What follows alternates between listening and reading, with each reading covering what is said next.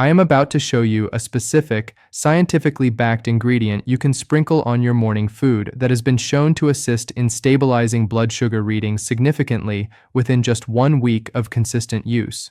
You have likely been told that managing your glucose levels requires strictly subtracting foods from your diet, but today we are going to focus on what you can add to your routine to create a biological buffer against spikes.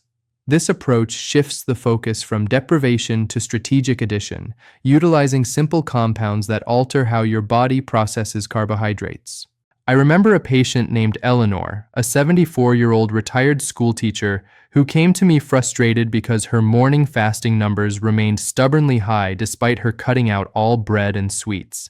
She felt defeated and confused, often waking up with a dry mouth and a subtle fog that made her worry about her long-term independence and cognitive health. These symptoms are not just annoyances.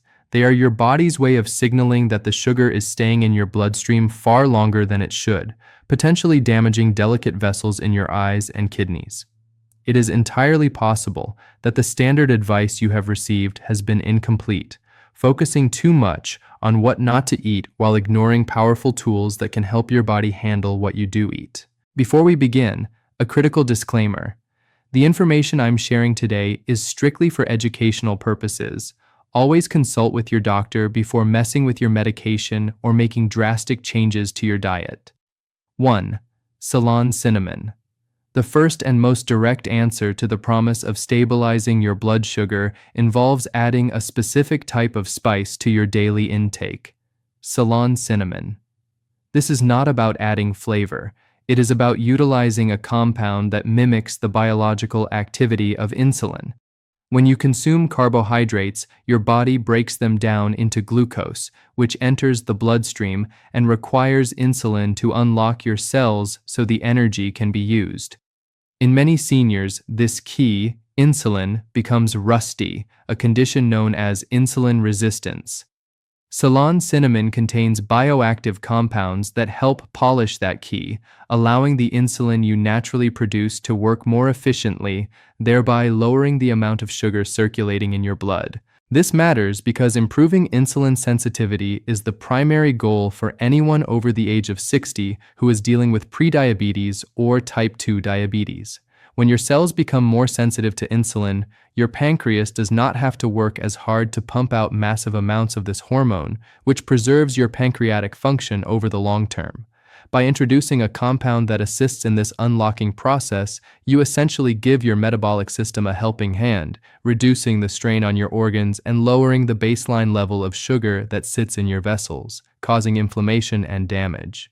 I recall a patient named Thomas, aged 68, who was on the verge of having his medication dosage increased because his A1C was creeping up despite his best efforts at walking and dieting. We introduced this specific protocol of adding cinnamon to his morning routine, and within weeks, his daily fasting numbers began to drop by an average of 10 to 15 points. He made the mistake initially of using the wrong type of cinnamon, which we corrected, and once he switched to the high-quality variety, his body responded with a consistency he had not seen in years. It is crucial to understand that we are discussing Ceylon cinnamon specifically, often referred to as true cinnamon, and not the common cassia cinnamon found in most grocery stores. Cassia cinnamon contains high levels of a compound called coumarin, which can be toxic to the liver if consumed in large quantities daily, especially for older adults whose liver function may already be slightly compromised. Ceylon cinnamon comes from a different plant entirely, native to Sri Lanka, and contains negligible amounts of coumarin, making it safe for daily therapeutic use without the risk of liver stress. To implement this effectively, you should aim for approximately 1/2 to 1 teaspoon of Ceylon cinnamon per day, split into 2 doses if possible to cover your main meals. You can stir this into your morning coffee, mix it into a bowl of oatmeal, or even sprinkle it over a slice of apple or roasted sweet potato. The key is consistency. This is not a quick fix that works once and then stops, but rather a cumulative effect that builds up in your system over several days to weeks. Recent studies have highlighted that the consistent consumption of cinnamon can lead to a statistically significant reduction in fasting plasma glucose levels, particularly in individuals who have struggled with resistance for years. While we do not need to get bogged down in the complex biochemistry of methyl hydroxychalcone polymers, it is enough to know that these compounds improve the signaling pathways in your cells. This means that when insulin knocks on the door of your cell to deliver sugar, the cell hears the knock much louder and answers much faster. One common mistake people make is heating the cinnamon to extremely high temperatures or baking it into sugary treats, thinking the spice will cancel out the sugar in a cake or cookie. While cinnamon helps blunting the spike, it cannot completely negate the impact of a high-sugar dessert, so it is best used as a supplement to a healthy meal rather than an excuse to eat unhealthy ones. You want to view this spice as a functional tool, almost like a natural medication, rather than just a culinary preference. If you struggle with the taste of cinnamon or find it difficult to incorporate into your food, you can create a simple tea by steeping a cinnamon stick in hot water, although the powder is generally more potent and easier to measure. The goal is to ensure that this compound is present in your digestive system when glucose arrives, allowing it to exert its modulating effect right when it is needed most. This simple addition supports steadier readings and can be the first step in regaining control over your morning numbers. 2. Apple cider vinegar. The second powerful lever you can pull to immediately impact your blood sugar levels is the strategic use of apple cider vinegar before your largest meal of the day. This is one of the most effective same-day levers available to you because it works mechanically to slow down the rate at which your stomach empties food into your small intestine. When you slow down gastric emptying, you inherently slow down the speed at which sugar enters your bloodstream, preventing that sharp, dangerous spike that often occurs 30 to 60 minutes after eating. This is particularly important for seniors because as we age, our body's initial phase of insulin release, the quick burst of insulin that happens right when we start eating, often becomes sluggish or delayed. By slowing down the digestion process with vinegar, you are essentially buying your pancreas more time to wake up and produce the insulin required to handle the meal. It aligns the arrival of the sugar with the arrival of the insulin, preventing the mismatch that leads to high post-meal readings. I had a patient named Sarah, 65, who would experience a severe energy crash every afternoon after her lunch, which usually consisted of a sandwich or a small plate of pasta. She started incorporating a vinegar drink before her lunch, and she reported that not only did her energy stabilize, but her 2-hour post-meal reading dropped by nearly 20 points. She had previously tried to just eat less, but the vinegar allowed her to eat a normal portion without suffering the immediate physiological penalty of a sugar spike. The active component here is acetic acid, which effectively inhibits the activity of enzymes that break down starches into sugar in the small intestine. This means that some of the carbohydrates you eat pass through your system without being fully turned into glucose, acting somewhat like insoluble fiber. This double mechanism, slowing the stomach and inhibiting starch digestion, makes vinegar a potent tool for anyone dealing with unpredictable spikes after eating carbohydrates. To use this safely and effectively, you must never drink apple cider vinegar straight, as the acidity is potent enough to damage the enamel of your teeth and irritate the delicate lining of your esophagus. The correct protocol is to take 1 tablespoon of apple cider vinegar and mix it into a large, tall glass of water, ideally 8 to 10 ounces. You should drink this mixture through a straw if possible to bypass your teeth and consume it roughly 10 to 15 minutes before you take your first bite of food. It is important to note that you do not need to buy the most expensive brand on the shelf.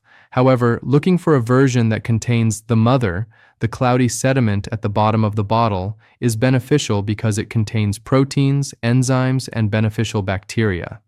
While the acetic acid is doing the heavy lifting for your blood sugar, the mother provides a small probiotic boost that supports gut health, which is intrinsically linked to metabolic health.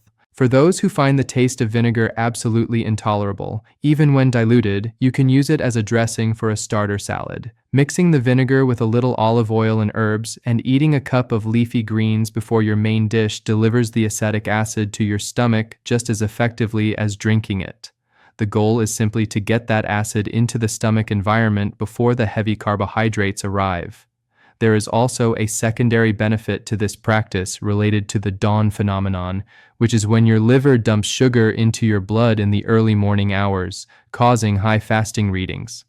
Some individuals find that taking a small dose of apple cider vinegar with a cheese stick or a handful of nuts before bed can help dampen this morning spike. The acetic acid seems to improve insulin sensitivity during the night, leading to a more pleasant surprise when you check your monitor in the morning. However, if you have been diagnosed with gastroparesis or delayed stomach emptying, which is a common complication of long-term diabetes, you should approach this tip with caution. Since vinegar slows stomach emptying further, it could potentially worsen your symptoms of bloating or indigestion. In this specific case, you would want to consult your doctor before adding this daily habit, but for the vast majority of seniors, this is a safe and highly effective tool. This supports a much flatter glucose curve throughout the day. 3. Post-meal kinetic movement. The third habit is what we call a kinetic sprinkle, involving a specific type of movement immediately following your meals that utilizes your muscles as a glucose sink. Unlike traditional exercise, which focuses on burning calories or building cardiovascular endurance, this technique is purely about mechanics, using your largest muscle groups to physically soak up the glucose circulating in your blood without the need for insulin. When you contract a muscle, it can open its doors to glucose independently of insulin, which is a massive advantage for anyone with insulin resistance. This concept is vital because your muscles are the largest storage tank for sugar in your body, and when you are sedentary, those tanks remain closed and full. By engaging in light movement right after eating, you are essentially opening the drain, allowing the sugar pouring into your blood from your meal to be immediately siphoned off into the muscle tissue to be used as energy. This prevents the glucose from backing up in the bloodstream and causing a high reading. I worked with a patient named Arthur, 71, who had a habit of sitting in his recliner to watch the news immediately after dinner, which was typically his largest meal of the day. His evening blood sugar readings were consistently the highest of the day, leading to poor sleep and frequent urination at night. We implemented a strict rule of 10 minutes of movement before he was allowed to sit down, and the change in his evening numbers was drastic and immediate, often dropping by 30 points simply because he gave the sugar somewhere to go. The scientific mechanism here involves the translocation of GLUT4 transporters to the surface of the muscle cells. Normally, insulin triggers this movement, but muscle contraction triggers it through a completely different pathway. This means that even if your pancreas is sluggish or your cells are resistant to insulin, walking works around that broken system to lower your blood sugar manually. It is like having a backup generator that kicks in when the main power grid is failing. To do this correctly, you do not need to sweat, pant, or put on gym clothes. In fact, high-intensity exercise right after a meal can sometimes cause digestion issues or divert too much blood away from the stomach. The goal is low-impact, steady movement for just 10 to 15 minutes, starting within 30 minutes of finishing your meal. This could be a gentle walk around your block, but it could just as easily be walking laps around your living room or marching in place while you watch TV. A common mistake is waiting too long to start moving. If you wait 2 hours after eating, the blood sugar spike has likely already occurred and peaked. You want to intercept the spike as it is rising, which usually happens in that 30 to 60-minute window after you eat. By moving during this window, you flatten the curve of the spike, meaning your body is exposed to high sugar levels for a much shorter duration. You can also incorporate exercise snacking if a continuous 10-minute walk feels too daunting or if the weather is poor. This involves doing 1 minute of movement every few minutes, such as standing up and doing calf raises while holding onto the back of a chair, or doing gentle knee lifts while washing the dishes. Even these small bursts of muscle contraction are effective at activating the glucose uptake channels in your leg muscles, which are the largest consumers of glucose in the body. This habit also aids in digestion and can help reduce the symptoms of acid reflux, which many seniors experience when lying down or sitting slumped over after a heavy meal. Gravity combined with the gentle motion of walking helps move food through the digestive tract more efficiently. It turns your post-meal window from a time of storage and stagnation into a time of utilization and metabolism. 4. Meal sequencing. Here is another powerful habit that requires zero elimination of your favorite foods, but rather a strategic reordering of how you put them into your mouth. The concept of meal sequencing is based on the simple physiological fact that your stomach processes food in layers, roughly in the order that it arrives. When you eat carbohydrates, like potatoes, rice, pasta, or bread, first on an empty stomach, they hit the small intestine almost immediately, causing a rapid and vertical spike in blood glucose. However, if you create a physical barrier before those carbohydrates arrive, you can significantly blunt that spike. This barrier is created by eating fibrous vegetables and protein before you take a single bite of starch or sugar. Think of fiber not just as roughage, but as a viscous mesh that coats the lining of the upper intestine. When you eat a cup of broccoli, green beans, or a simple garden salad before your main course, that fiber forms a gelatinous web that slows down the absorption of whatever comes next. It is essentially installing a speed bump in your digestive tract that forces the glucose from your meal to trickle into your blood rather than flood it. I recall a patient named Martha, 72, who absolutely refused to give up her Sunday pasta dinner with her family, a tradition she had held for 40 years. Her post-meal readings were consistently over 200, which was dangerous for her cardiovascular health. We made a deal. She could keep the pasta, but she had to eat a large bowl of roasted Brussels sprouts or a green salad with vinaigrette 10 minutes before the pasta touched her lips. She was skeptical, but the very first time she tried it, her reading 2 hours later was 140, a 60-point drop simply by changing the order of operations. The science behind this supports the idea that the physical presence of fiber and protein stimulates the release of a hormone called GLP-1. This is the same hormone that many modern diabetes drugs attempt to mimic artificially. When your body releases GLP-1 naturally because you ate vegetables first, it tells your stomach to empty slower and signals your pancreas to prepare for a glucose load. You are priming the pump, getting your body ready to handle the carbohydrates efficiently rather than catching it off guard. To execute this correctly, you must be disciplined about the vegetable first rule. It cannot be mixed in with the starch. If you are having steak, potatoes, and asparagus, you eat the asparagus first, then the steak, and finally the potatoes. The fat and protein in the steak also help to slow down digestion, further buffering the glucose response from the potato. By the time you get to the carbohydrate, your hunger is often diminished as well, leading to naturally smaller portions without the feeling of restriction. This strategy also has a profound long-term benefit for weight management, which is often a struggle for seniors with insulin resistance. Because you are filling up on low-calorie density foods first, you naturally have less room for the calorie-dense starches at the end of the meal. Over weeks and months, this passive calorie reduction can lead to slow, sustainable weight loss without the need for counting calories or feeling hungry. This supports a healthier body weight and reduced visceral fat. 5. Ground flax seeds.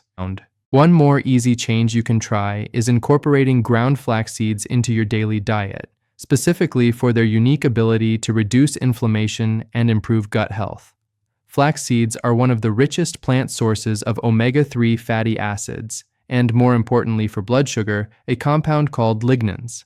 Lignans are plant polyphenols that act as antioxidants and have been shown to improve insulin sensitivity by reducing the oxidative stress that often blocks insulin from working correctly. This distinction is vital because chronic, low-grade inflammation is a primary driver of insulin resistance in adults over 60. Your cells become inflamed and stiff, refusing to open for insulin, which leaves sugar trapped in the blood. The specific type of soluble fiber in flax seeds forms a thick gel in your gut when mixed with liquid. This gel traps bile acids and cholesterol, but it also traps glucose, slowing its absorption in a very similar way to the vegetable mesh we discussed, but with added hormonal benefits.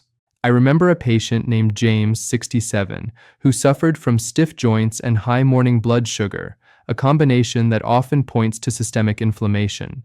We introduced 2 tablespoons of ground flaxseed into his daily oatmeal, and within 3 months, not only did his joint pain subside significantly, but his fasting glucose dropped into the pre-diabetic range for the first time in years. The flax seeds were addressing the root cause, inflammation, rather than just treating the symptom of high sugar. It is absolutely critical that you consume ground flax seeds, not whole ones. The outer shell of a whole flax seed is incredibly tough and indigestible.